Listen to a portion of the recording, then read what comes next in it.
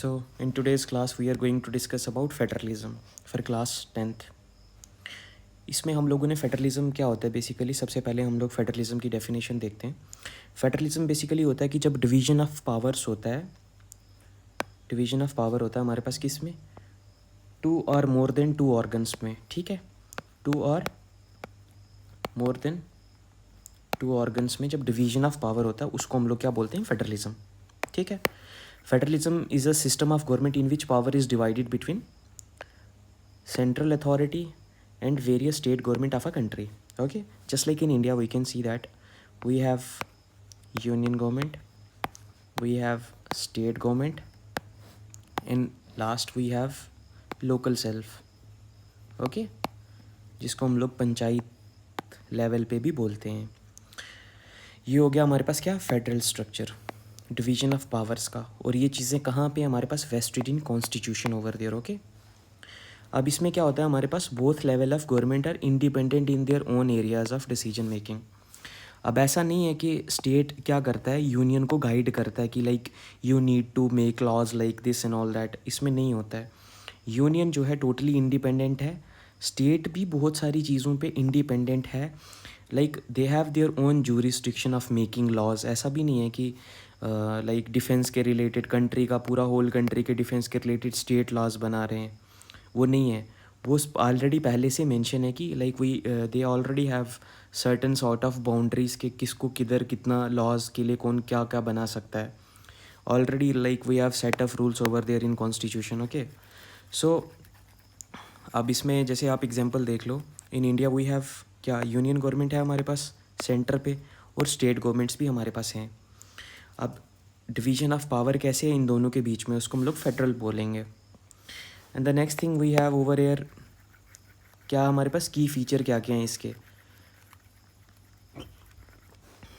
अब देखो आप, जैसे इसमें क्या है, टू और मोर लेवल ऑफ गवर्नमेंट, सेंटर और स्टेट हमने पहले देखा, की फीचर हुआ इसका। डिवीजन ऑफ पावर है इसमें ऑलरेडी लाइक रिटन है, कॉन्स्टिट्यूशन क्लियरली डिवाइड किया है कॉन्स्टिट्यूशन ने। जैसे यूनियन लिस्ट पे कौन बनाएगा लॉस, यूनियन बनाएगा, मतलब सेंटर बनाएगा, डिफेंस के रिलेटेड, फॉरेन अफेयर, बैंकिंग, और भी बहुत सारी चीज़ें इस लिस्ट में। स्टेट लिस्ट पे जैसे पुलिस आ गया, एग्रीकल्चर आ गया, ट्रेड आ गया। एंड कॉन्करेंट लिस्ट क्या आएगी, जैसे एजुकेशन, फॉरेस्ट, मैरिज। इसमें क्या होता है हमारे पास, सबसे मेन देखो आप यहाँ पे क्या है, बोथ कैन मेक लॉज। अब देखो अगर सपोज एजुकेशन के ऊपर वी कैन सी, अगर कोई लॉ बन रहा है, ओके, अब लॉ बन रहा है, यूनियन एंड स्टेट मिल के बना रहे हैं सपोज, ओके।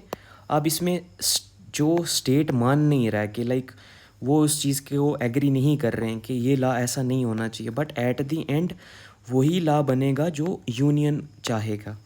यहाँ पे यूनियन हमारे पास स्ट्रॉन्ग होता है, लाइक फाइनल एक्सेंट और final authority of like implementing this thing, वो हमारे पास किसके पास होती है, यूनियन के पास। अब रिटन कॉन्स्टिट्यूशन देख लो, जैसे फेडरल में क्या है, clearly lays down the power sharing rule.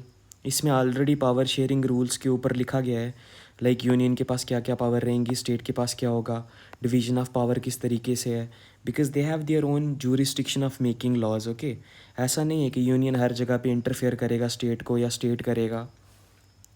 हमारे पास यहाँ पे आप एक और चीज़ देख लो नीचे, we have the fourth thing over there, independent judiciary. Judiciary हमारे पास यहाँ पे क्या है, इंडिपेंडेंट है।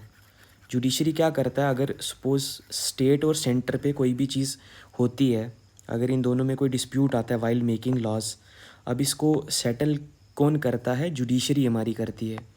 जुडिशरी के पास ये चीज़ है, जुडिशरी के पास पावर है कि वो आएगी और बीच में इंटरप्रेट करती है और इस चीज़ को सेटल डाउन करती है। सोर्सेज ऑफ रेवेन्यू क्या होंगे हमारे पास यहाँ पे, both centre and state government के लिए ओन टैक्सेस एंड फंड्स आएंगे। अब ऐसा देखो, स्टेट गवर्नमेंट को रन करने के लिए भी क्या चाहिए, फंड चाहिए। अब वो टोटली डिपेंड किस पे, सेंटर पे तो रहेगी नहीं कि सेंटर ही उसको पैसा देगा तो वो लाइक वो सारी गवर्नमेंट रन करेगी। इसलिए like we have federal structure जहाँ पे इन सब चीज़ों के ऊपर भी है कि लाइक कितना टैक्सेशन स्टेट के पास रहेगा, कितना सेंटर के पास जाएगा, कौन से फंड सेंटर ने देने स्टेट को। ओके, ये सब चीज़ें already we have written over there in constitution. The next thing, federalism in India, ठीक है।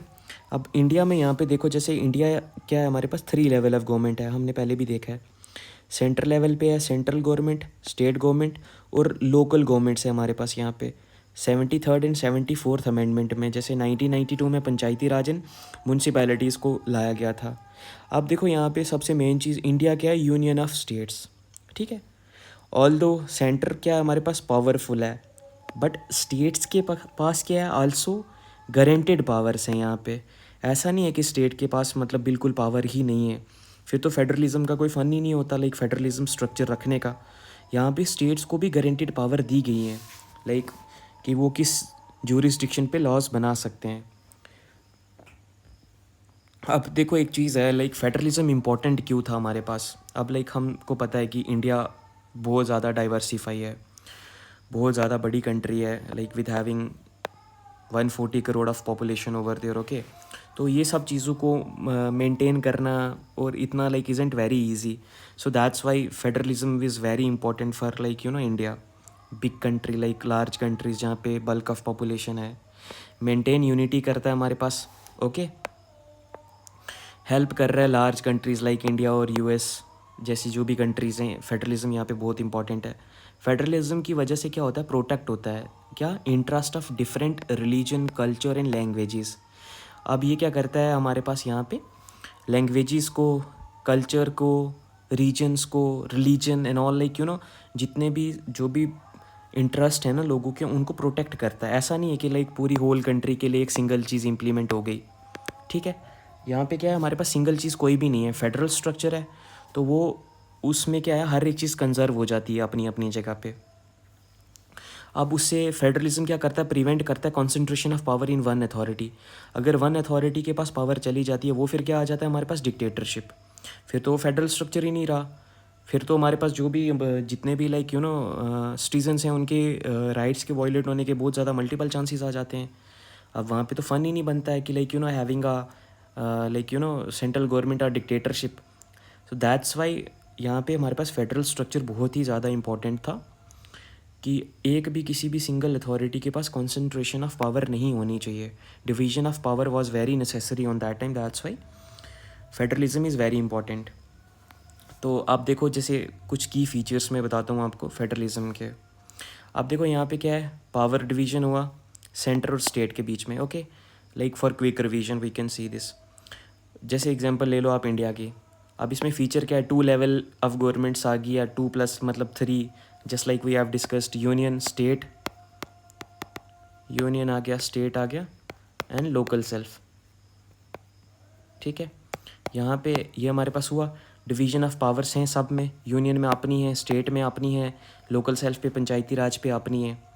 ये सब चीज़ें आई कहाँ से हमारे पास, सबसे मेन चीज़ रिटन कॉन्स्टिट्यूशन, ठीक है। रिटन कॉन्स्टिट्यूशन था, उसमें ऑलरेडी मेंशन थी। सुप्रीम कोर्ट देख लो, सुप्रीम कोर्ट बीच में आता है, लाइक अगर सपोज दोनों के बीच में कॉन्फ्लिक्ट आएगा तो इसको सेटल डाउन करता है सुप्रीम कोर्ट, ठीक है। और ओन रेवेन्यूज़ भी जनरेट होते हैं, स्टेट के अपने होंगे, यूनियन के अपने होंगे। फेडरलिज्म इन इंडिया में देख लो, यूनियन ऑफ स्टेट हुआ, 3 लेवल ऑफ गवर्नमेंट है, बट यहाँ पे क्या होता है हमारे पास, स्ट्रॉन्ग सेंटर होता है, लोकल बॉडीज़ भी हैं। इन 73rd and 74th constitutional amendment act में हम लोगों ने लाई थी, ठीक है, जिसमें हमारे पास क्या था, म्यूनसिपैलिटीज़ और पंचायती राज दोनों।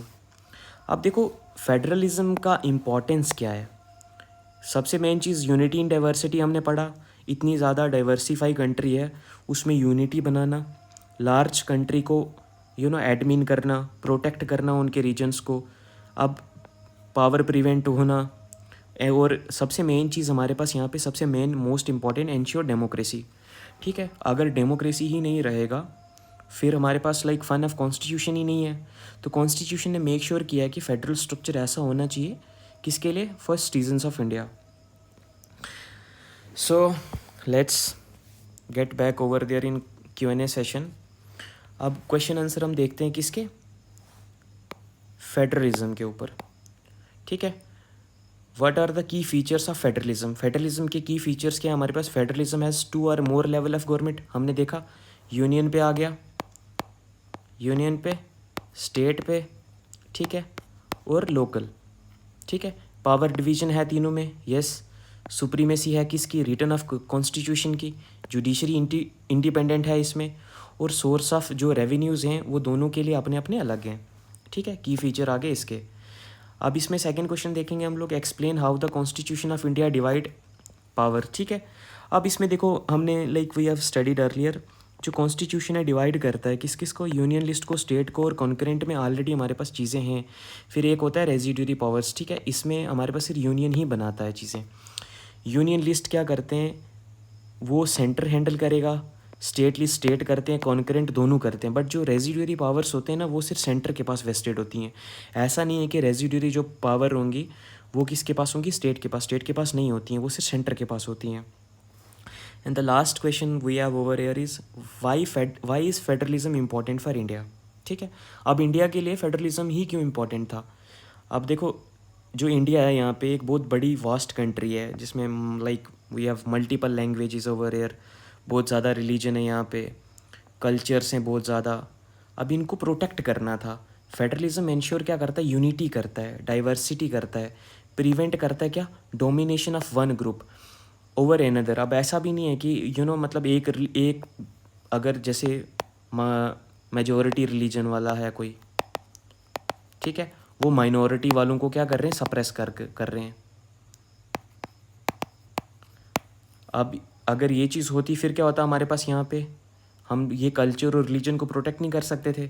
फिर इसीलिए फेडरलिज्म इंश्योर करता है ये सब चीज़ें। अब यहाँ पे ऐसा भी नहीं है कि अब माइनॉरिटी या मेजोरिटी में कोई भी चीज़ होती है, कॉन्फ्लिक्ट्स होते हैं, कुछ भी होते हैं, इसको मेक श्योर करना हमारा बेसिक एम था, और इसके लिए फेडरलिज्म बहुत ज़्यादा इंपॉर्टेंट था, ताकि सबके कल्चर्स प्रोटेक्ट रहेंगे और कोई किसी को क्या करेगा, कोई भी किसी को हार्म नहीं करेगा यहाँ पे। And makes governance more efficient, और एफिशिएंटली हमारी गवर्नमेंट क्या करेगी, रन करेगी।